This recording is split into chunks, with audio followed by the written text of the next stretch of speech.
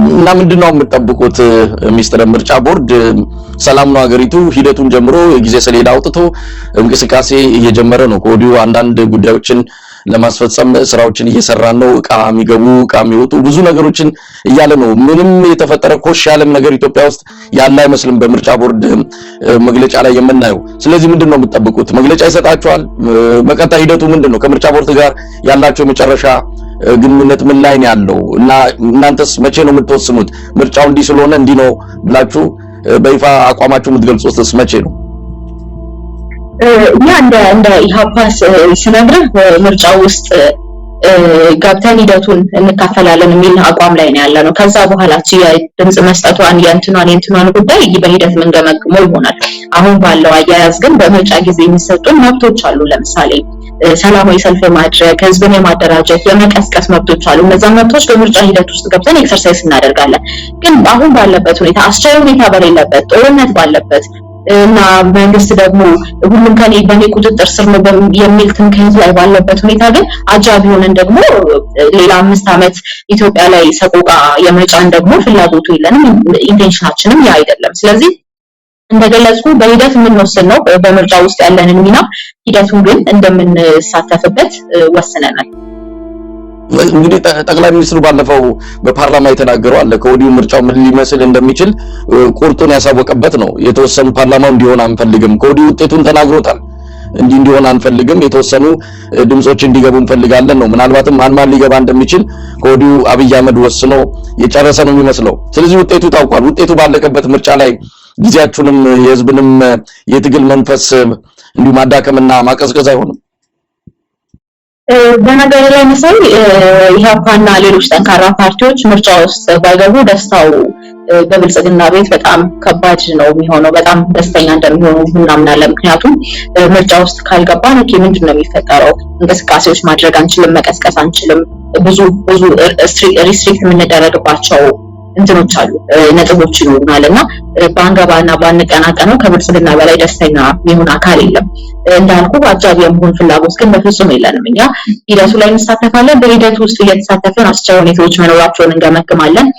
ውጤቱን ለማየት እንሞክራለን። ከተነገረው ደግሞ በዘለለ እንደ ፖለቲካ ፓርቲ ደግሞ የምንገመግማቸው ሂደቶች የምናጠናቸው ጥናቶች ይኖራሉና በሂደቱ ውስጥ ከህዝብ ጋር እየተገናኘን ህዝብን በሰላማዊ መንገድ እያታገለን እያደራጀን ደግሞ በዛ ሂደት ውስጥ ያሉ መብቶቻችንን በአዋጅም በህገ መንግስትም ተቆጥሮ የተሰጡን መብቶቻችንን ደግሞ ኤክሰርሳይዝ እናደርጋለን። ምክንያቱም አይተዋል መሳይ ከምርጫ ውጭ ሆነ ህዝብን ማደራጀት ምን ያህል እንደሚከብድ እንግዲህ የኛ ፓርቲ በደንብ ማሳያ ነው። አሁንም ጥያቄ ውስጥ ነን ህዝብን መሰብሰብ መቻል አለመቻላችንን። የምርጫ ወቅት እንኳን እንደዚህ ቀርቦ ማለት ነው።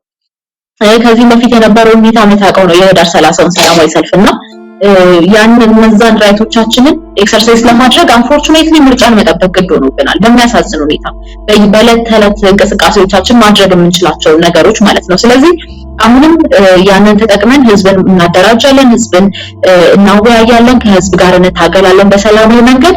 ያቺን የመጨረሻዋን ሂደት ግን ገና በሂደት የምንወስንባት ናት። ምክንያቱም እንዳልኩት አጃቢ የመሆን ፍላጎት የለንም። በህዝብ ላይ ሌላ የመከራ 5 ዓመታትን ደግሞ የማጽናት ፍላጎቱ በፍጹም የለንም። ሚስተር እንግዲህ ወደ አዲስ አበባው የህዳር 7ቱ ስብሰባችሁን እንምጣና ምን ከአዲስ አበባ ህዝብ ምን ማድረግ አለበት?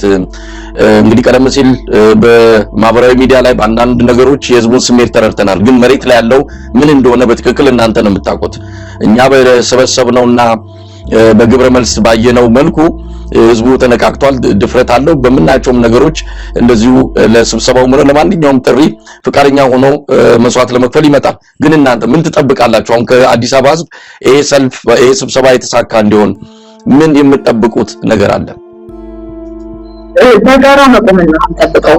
ከየትኛውም ፍርሃት ተላቆ እንዳልኩ አያስፈራም አይደለም። አሁን ያለውን የአገዛዙን ባህሪ ስታይ መፍራት ሲያንስ ነው የሚደረጉ ነገሮችን ስታይ በዝርዝር ማለት ነው። ግን ተቀምጠህም ትገደላለህ በሆነ ምክንያት የሆነ ነገር ሆነ ከአንድ ባለስልጣን ጋር ስለተጣላ የምትታሰርበት ሀገር ላይ ነው ያለነውና ለመብትህ እየታገልክ ለመብትህ እየቆምክ መስዋዕትነት መክፈል ይሻላል በደፈናው ያንን ስርዓት በሚያስረዝም ሁኔታ ቁጭ ብለህ ከመሞት ከመታሰር ከመሰቀየት ከመንገላታት ስለማይቀርልህ አሁን ባለው ሁኔታ እያየን ስለሆነ ሰው በብሔሩ ምክንያት ሲታሰር አይተናል፣ በብሔሩ ምክንያት ሲገደል አይተናል፣ በእምነቱ ምክንያት ሲገደል እያየን ነው። አሁን በአመለካከቱ ምክንያት እና ይሁሉ ባለበት አይደርስብኝም የምትለው አይደለም። ቤት ተቀምጬ አሳልፈዋለሁ የምትለው አይደለም። በሰላም ስራዬን እየሰራው አሳልፈዋለሁ የተለየ ፖለቲካ አመለካከት ስለሌለኝ የምትለው ሁኔታ ላይ አይደለም ያለነው አሁንና የትኛውም የፖለቲካ ፓርቲ አባልነት ሳይገደበው የትኛውም የሃይማኖት ሳይገደበው የትኛውም ፕሮፌሽን ሳይገደበው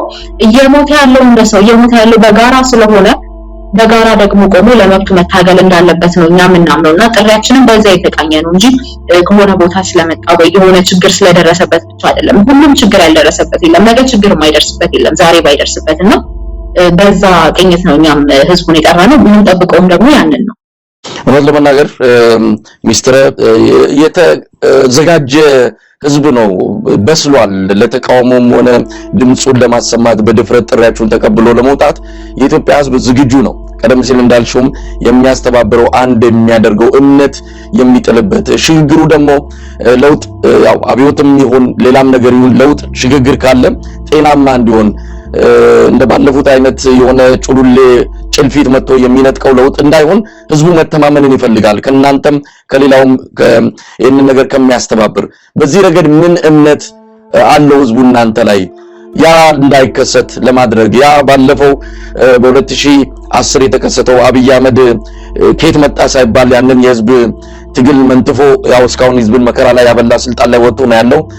1983ቱም የ97ቱም በሙሉ የተጠለፈ ነው። 67ቱም ጨምሮ ኢትዮጵያን ያደረጉት የትግል ህዝባዊ ትግል እየተጠለፈ የበለጠ መከራ ነው ያያለውና እናንተ ላይ ሳይሆን እንዴት እምነት ይጥላል? ምን አምኗችሁ ጥሪውን ተቀብሎ ይምጣ? አሁን ያለው ሁኔታ በጣም የከፋ ነው መሳይ፣ ከድሮ በበለጠ። በዚህ ሁኔታ ውስጥ ግን እኛ የሚከፈለውን ዋጋ ለመክፈልና ከፊት ለመቆም ዊሊንግ ነን። ገብቶሃል? ምን ቤት ቁጭ ብለን አይደለም ህዝብ እንውጣ ያልነው፣ አብረን እንውጣ ነው ያልነው። በጋራ እንመካከር እንወያይ ነው ያልነው። ወይ ደግሞ ሌላ በጣም ሴፍ የሆነ ቦታ ተቀምጠን አይደለም ይሄንን ጥሪ እያደረግን ያለነው። ከዚህ በፊትም ደግሞ ያደረግነው የእስሩን ዋጋ አይተነዋል፣ አመራሮቻችን አይተውታል። በፓርቲ ውስጥ ያደረሰብን መከራ ታይቷል፣ በደንብ የሚታወቅ ነውና ቁጭ ብለን ወይ ደግሞ ከጀርባ ሆነን አይደለም ህዝብን ወደፊት እየላክን ያለነው፣ ከፊት ሆነን ሙና አብረን እንቁም እያለን ያለነውና ያንን መስዋዕትነት ለመክፈል መወሰናችን ያለምንም ማቅማማት መወሰናችን በራሱ አንድ ማሳያ እንደሆነ እረዳለሁ። ግን ይሄ ጉዳይ ሂደት ነው። በሂደት ውስጥ ስትሆን በሂደት ውስጥ ስትሳተፍ ነው መተማመንን የምትፈጥረውና እስከዛሬ ድረስ ከህዝብ ጋር ቆመናል ብለን ነው እኛ የምናምነን።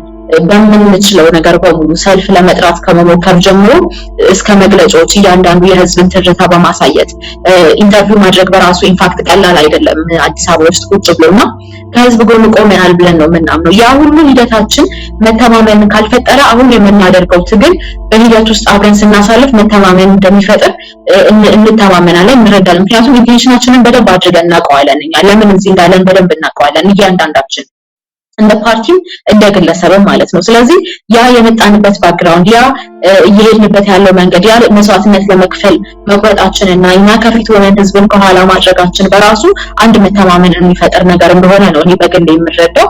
ያ ካልሆነ ግን አሁን በሂደት ውስጥ የምናደርጋቸው እንቅስቃሴዎች ከህዝብ ጋር የሚኖረን መስተጋብርና ሞቢላይዝ የምናደርግበት ሂደት በሚገባ መተማመን እንደሚፈጥር እርግጠኛ ሆኜ መናገር እችላለሁ። ሚስተር እንግዲህ በአንዳንድ ጉዳዮች ላይ ፓርቲያችሁን አቋም ለማወቅ ነው ወይም ደግሞ በጉዳዩ ላይ መግለጫም ወይም ደግሞ አስተያየት ስትሰጡ አልሰማም ከሰጣችሁም ልታርሚ ትችላለሽ። አሁን በሰሞኑ የአማራ ክልል ላይ የቢቢሲ ሪፖርት ያወጣው ነበረ። ያንን ሪፖርት የሚያጠናክር አይአርሲ የዓለም አቀፉ የነፍስ አድን ተቋም እንደዚሁ በጣም አስደንጋጭ የሆነ የውስጥ ማስታወሻ ነው። በይፋ ያወጣው አይደለም፣ ውስጥ ማስታወሻውን ተመልክተናል። እጅግ አስደንጋጭ ነገር ነው ያለው። የቶሎ ካልተቀለበሰ አደጋው ከባድ ነው የሚል ማስጠንቀቂያ ጭምር ያለበት የውስጥ ማስታወሻ ነው ከአይአርሲ ወጣው። የቢቢሲንም ተመልክተናል። ብዙ ነገሮች ወደኋላ መለስ ተብሎ ሲታወሱ በኢትዮጵያ በመላ በትግራይም በነበረው ሁኔታ አገዛዙ አስገድዶ መድፈርን እንደ አንድ መሳሪያ እየተጠቀመ እንዳለ ነው የተረዳነውና ምንድነው የእናንተ አቋም በዚህ ረገድ? ምን አደረጋችሁ? ድምጻችሁን አሰምታችኋል። በዓለም አቀፉ ማህበረሰብ በዚህ አንጻር ዲፕሎማቲክ ማህበረሰብ ባለባት አዲስ አበባ ነው ያላችሁትና ብዙ ጊዜም ትገናኛላችሁ። ለነሱስ የነገራችሁት ነገር አለ? ምንም እንዳልተፈጠረ ነገር አገዛዙ አሁንም ቀጥሏል። በኢትዮጵያ ውስጥ ያለውን ሁኔታ በተመለከተ እንግዲህ ማወቅ ያለበት ማህበረሰብ ክፍል ካለ አንድም የምታሳውቁት የተቃዋሚ ኃይሎች ናችሁና በዚህ ረገድ ምን የሰራችሁት ነገር አለ? አንዳንድ እርግጥ ነው ኦፊሻል መግለጫ አላወጣንበትም፣ ግን እንዳልከው ከዲፕሎማቲክ ማህበረሰብ ጋር ባለን የቅርብ ግንኙነት ይህንን ጉዳይ ለማጋለጥ እንዲሁ ደግሞ ያለው ሁኔታ እንዲታወቅ በደንብ እየሰራንበት ነው ያለው። ከዛ ግን ባለፈ ምን ኤክስፔክት እምልህ አንዳንድ አሁን ነገሮችን ስታስብ ሴቶቻችሁ እኮ በወንድ ገላ ነው የሚደፈሩት ብሎ መደፈርን የሚያቃለል መሪ ባላት ሀገር ላይ ሆነን እንደዚህ አይነት ነገሮችን ስንሰማ ሰውም ደግሞ መዘግነኑን እያቆመው መጣና ከችግሮች በላይ ችግሮችን መለማመድ በጣም መጥፎ ነው ነገ ለሚፈጠሩ እንትኖችና እኛ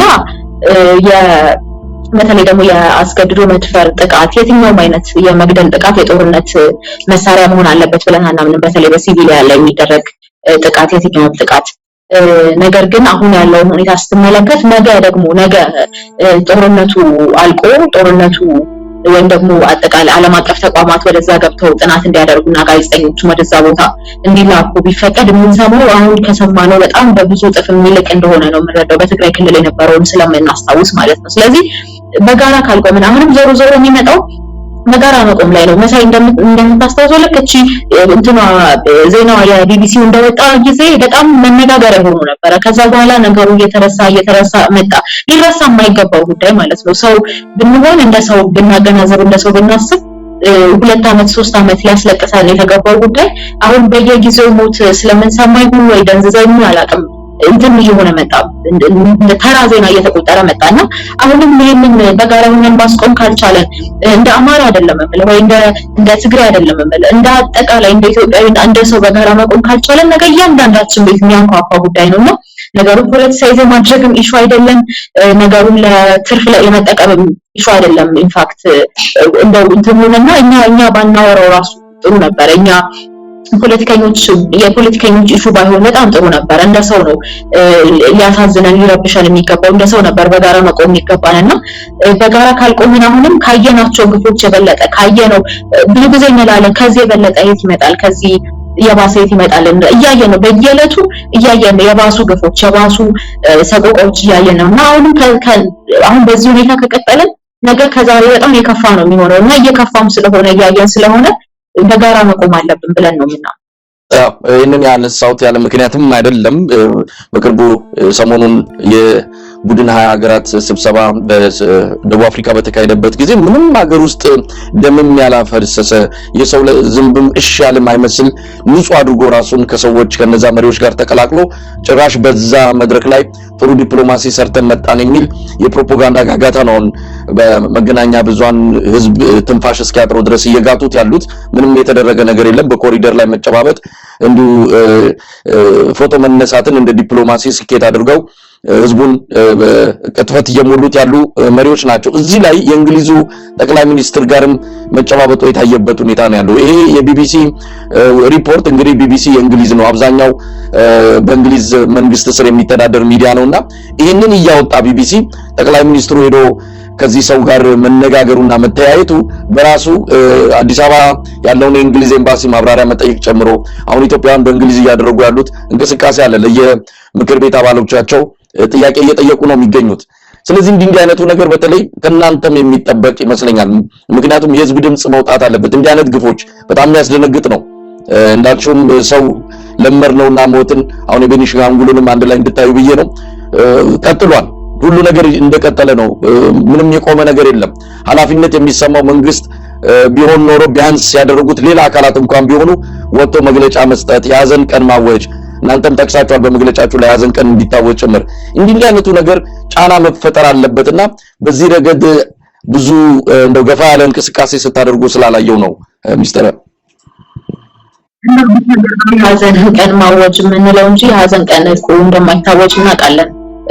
ችግሩን በራሱ እውቅና መስጠት የማይፈልግ አካል የሀዘን ቀን ያውጃል የሚል እንትን የለንም። መደረግ አለበት በሚል እሳቤና ቀኝት ካልሆነ በስተቀር ማለት ነው እያደረግን ነው። አሁን በተደጋጋሚ ከኤምባሲዎች ጋር ሪሌሽኖች አሉ፣ ዲፕሎማቲክ ሪሌሽኖች አሉና በዛ መንገድ አሁን ህዝብ ላይ እየደረሰ ያለውን ግፍ እየደረሰ ያለውን መከራ በደንብ ለማሳየት እንሞክራለን። አሁን ያለንበትን ሁኔታን በደንብ ለማወያየት እንሞክራለን። ችግሩ እንግዲህ ዲፕሎማሲ የሚመስራቸው ከነጭ ጋር ፎቶ መነሳት የሚመስላቸው ሰዎች በዙና ስለምን እንዳወሩ ሳይሆን ከእንትና ጋር ተገናኘን የሚል ነገር ይለጥፉና እንትን ብዙ ለማስጮህ ይሞከራል። አሁንም የጂ20 ሀገራት ላይ እያየን ያለ ነው። እንደው እኮ የሚያሳፍር ነው መሳይ። ለምን እንደዛ እንዳልኩ ታውቃለህ? ኢትዮጵያ ነበረች አፍሪካን ወክላ በጂ20 ሀገራት ላይ የምትሳተፈው ከዚህ ቀደም ታስታውስ እንደሆነ። አሁን ያ ሁሉ የለምና ተሳትፈ ሄድን ተቀመጥን ተወያየን መባልም አልነበረበትም። ትልቅ የዲፕሎማሲ ክስረት ስለሆነ ማለት ነውና ከፈረንጅ ጋር ፎቶ መነሳት በፍጹም ዲፕሎማሲ አይደለም። እሱን መጀመሪያ አንደርስታንድ ቢያደርጉት ነው የብልጽግና ሰዎች ይህንን ሁሉ ለማለት ባልደፈሩ ነበር። ያሉበትን ስታተስ ስለምናውቀው ማለት ነው። ያሉበትን ይሄ የውጭ ዓለም እንዴት እንደሚስላቸው በደንብ ስለምናውቅ ማለት ነው። ስለሚናገሩም እነሱና ያ ሁሉ ባለበት እንግዲህ ብዙ ኢሊትሬት የሆነ ሰው አለ ብለው አምነው ይመስለኛል። ወይም የኢትዮጵያ ሕዝብ ቶሎ ይሸወድልናል እንደሆነ አላውቅም። ከሆነ ሀገር መሪ ጋር ሲጨባበጡ ፎቶ ስለተነሱ ትልቅ የዲፕሎማሲ ትርፍ እንዳገኙ ሁሉ በጣም ያስጮሁታል ዜናውን እና እንዳልኩ ይሄ የጂ20 ሀገራት እንደውም አንገታቸውን ሊደፉበት የሚገባ ጉዳይ ነበር ብልጽግናዎች። ምክንያቱም አፍሪካን ወክላ አይደለም ኢትዮጵያ ሄደችው፣ አልወከለችም ከዚህ በፊት ሲደረግ እንደነበረው እና እያሽቆለቆለ የመጣ የዲፕሎማሲ ስራ እየሰራው አትኩራራም እኮ ትክክል የሚያገናዝብ ህሊና ወይም ደግሞ ህዝብን ለመሸወድ የሚፈልግ አእምሮ ባይኖርህ ኖሮና በእኛ በኩል ህዝብ ምን ላይ እንዳለ ሀገር ምን ላይ እንዳለች ምን እያደረጉ እንደሆነ ጭምር ለዓለም አቀፉ ማህበረሰብ በደንብ የማጋለጥ ስራውን እየሰራንበት ነው። ከዛ ግን ባለፈ እንዳልኩ ለውጥ ያለው ህዝብ እጅ ነው። መምጣት ያለበት አመራር ከህዝብ እንደሆነ እናምናለን እና ህዝብን በደንብ በማደራጀቱ በኩል በሰላማዊ መንገድ በማታገል በኩል አሁን በደንብ ከዚህ በኋላ የተቀናጁ ስራዎችን እንሰራለን ብለን እናምናለን። አሁን የዚህ ህዝባዊ ስብሰባ ጥሪ የመጀመሪያው እንጂ የመጨረሻው አይሆንም። ሚስተር እንደው በመጨረሻ ላነሳ የፈለኩት የፓርቲያችሁን ሀገራዊነት በተመለከተ እንግዲህ የአፓ ሀገራዊ ፓርቲ ነው። በመላው ሀገሪቱ መንቀሳቀስ ይችላል ከህጋዊነት አንጻር ማለት ነው። ግን የት ነው ያላችሁት? እንግዲህ በቅርቡ ሐዋሳ ፓርቲያችሁን ጉባኤ ስታካሂዱ ሐዋሳ እንዳላችሁ ወይም ደግሞ ዛ ሲዳማ ክልል ውስጥ እንዳላችሁ ማረጋገጥ የሚቻል ይመስለኛል። ከዚህ ባሻገርስ እንግዲህ ምርጫ ደርሷል። ምርጫው ላይ ተሳተፋላችሁ አትሳተፉም? እሱ በሂደት እንደሚመለስ ገልጸሽልኛል። ግን የት አላችሁ አሁን እናንተ? እንደው ሀገራዊ ስትባሉ ከአዲስ አበባ ምናልባት ከሐዋሳ ሌላ ያላችሁበት ቦታ አለ? ነግረህ እንደው አንዳንድ ቦታዎች ላይ መዋቅራችንን ማጠናከር ያስፈልጋል የሚለውን አንክድም ያስፈልጋል። በጣም ጥቂት ቦታዎች ናቸው ግን እነሱ ለምሳሌ በደቡብ ክልል በሲዳማ በማዕከላዊ ኢትዮጵያ እንዲሁ በአፋር በቤንሻንጉል በአዲስ አበባ በአማራ ክልል ጠንካራ መዋቅሮች ያሉ ቦታዎች ናቸው። ለምሳሌ ትግራይ ላይ ቢሮ ጭምር አለን። ትግራይ ላይ መዋቅር አለን። እንዳልኩ ግን አንዳንድ ቦታዎች ላይ ትንሽ እንትን ያልተመጣጠነ ወይም ደግሞ እንደሌሎቹ እንደምንፈልገው እንዳቀድ ነው ያልሰራንባቸው አንዳንድ ቦታዎች አሉ። ከጸጥታ ችግር ምክንያት ከአንዳንድ ችግሮች ምክንያት ማለት ነው። አሁን እሱ ላይ በደንብ እየሰራን ነው። በደንብ ተጠናክረን እየሰራን ነው። ያሉንንም ደግሞ በደንብ እያዋቀርን እያጠናከርን ያለ ነው። ምክንያቱም ሁሌም ስራ የሚፈልግ ጉዳይ ስለሆነ አዲስ አበባ ማምጣት ያሉትን ማጠናከር ያሉትን እንዲቀናጁ ማድረግ አንዱ መዋቅር ከሌላው መዋቅር ጋር ያለው ግንኙነት በደንብ እንዲተሳሰር ማድረግ ሁሌም የሁል ጊዜ ስራ ስለሆነ እሱን በመስራት ላይ እንገኛለን። ግን ሀገራዊ ስንባል በስም ብቻ አይደለም። ኦልሞስት ሁሉም ቦታ በሚባል ደረጃ መዋቅር አለን። እንግዲህ ሚስተር ምናልባት በመጨረሻ ላነሳ ያሰብኩትን ጥያቄ ነበረ እንደው ሳትመልሺው እንዳትጂ በሚል ነው። በቅርቡ 53ኛ የምስረታ በዓሉን የአፓዚ ዋሽንግተን ዲሲ አካባቢ አክብሯል። ነባርም የፓርቲው አመራሮች ታጋዮች በተገኙበት ነው ክብረ በዓሉ የተከናወነውና እንደው ግንኙነት አላችሁ ከነባር አመራሮች ጋር? እናንተ እንግዲህ በአገር ቤት የአፓን ትግል እናስቀጥላለን ብላችሁ ወጣቶች የዚህ ዘመን ትውልዶች ትግሉን ይዛችሁ ቀጥላችኋል። ነባሮቹ ደግሞ ትግሉን ሀብለው የጀመሩት በተለያየ መልኩ በትግሉ ውስጥ ትልልቅ ስም ያላቸው የኢሃፓ ሰዎች እንግዲህ አለን። ይኸው ባህላችንንም እያከበርን ነው። ለትግሉም አሁን ትልቅ አስተዋጽኦ እናደርጋለን፣ ህዝብ እናስተባብራለን፣ ብዙ እንቅስቃሴዎችን እንደሚያደርጉም እየገለጹ ነው። ከዚህ አንፃር እንደው ከእናንተ ጋር ግንኙነት አላቸው በአንድም ይሁን በሌላ? በሚገባ አብዛኞቹ ነባር የኢሃፓ ታጋዮች መስራቾቹ ጭምር ከኛ ጋር ግንኙነት አላቸው። በአማካሪነት ደረጃ ኢህአፓ ውስጥ አሁንም እያገለገሉ ነው የሚገኙትና በደንብ አለን ኮኔክሽኑም አለ። እንዳልኩ ደግሞ ይሄ አዲስ እንትን አይደለም። ብዙ የተቀየሩ ነገሮች ብዙ ከዘመኑ ጋር የተሳሰሩ ነገሮች ቢኖሩትም ኢህአፓነቱ አልተቀየረምና አሁንም ቢሆን ግንኙነቶች አሉ። በአማካሪነት ደረጃ መስራቾቹን ጨምሮ ነባር ታጋዮች ከኛ ጋር ነው ያሉት። በጣም አመሰግናለሁ ሚስትረ። ምናልባት ለህዳር 7ቱን አስመልክቶ ህዝባዊ ስብሰባ ሚሊኒየም አዳራሽ የሚካሄድ እንደሚሆን እንጠብቃለን። ከተፈቀደ ነው ማሳወቅ ነበረ የእናንተ ግዴታ። ግን ባለው ሁኔታ ማሳወቅ ሳይሆን ምክንያቶች እየተሰጡ አሁን በቅርቡ የሚካሄድ የዓለም አቀፍ ስብሰባ አለ፣ ለሱ ሲባል ለጸጥታ ምን መድቦ የለም የምትል እንደው ማምለጫ ምክንያት ሰጥተው ሊከለክሉም ይችላሉ። ለማንኛውም ግን ይህንን የህዳር 7ቱን አስመልክቶ መጨረሻ መልእክት ካለሽ? እንዳልኩ ክልከላውን በተመለከተ ምንም ማስተባበያ አንቀበልም። የስፖርት ፌስቲቫል ሲሆን የሚፈቀድበት ህዝብና ህዝብ የሚገናኝበት ሲሆን ህዝብ ከፖለቲካ ፓርቲዎች ጋር የሚመክርበት ሲሆን የሚከለከልበት ምንም አይነት ሎጂካል የሆነ ምክንያት ስለሌለ ማለት ነው።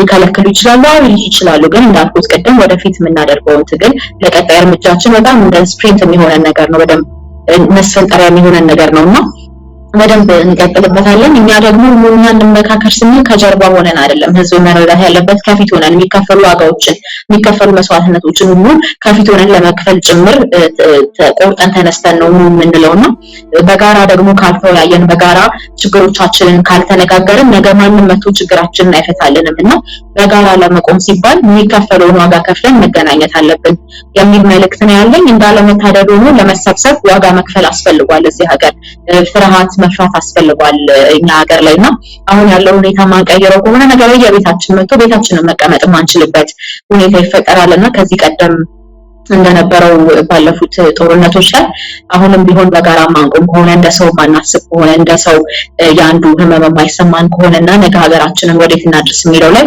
የጋራ መግባባት ላይ ማንደርስ ከሆነ ችግሩ ተባብሶ ስለሚቀጥል አሁን ያለብንን ፍርሃትም ቢሆን ይችላል ጫናም ቢሆን ይችላል አስወግደን በጋራ ተገናኝተን ስለ ጋራ ጉዳያችን እንድንመከር ነው ጥሪ የማቀርበው። በጣም አመሰግናለሁ ሚስትር ስላሴ ታምራት የኢትዮጵያ ህዝባዊ አብዮታዊ ፓርቲ ኢህአፓ ጸሐፊ ለነበረን ቆይታ በአንከር ሚዲያ ታዳሚው ስም ከልብ ነው አመሰግናለሁ።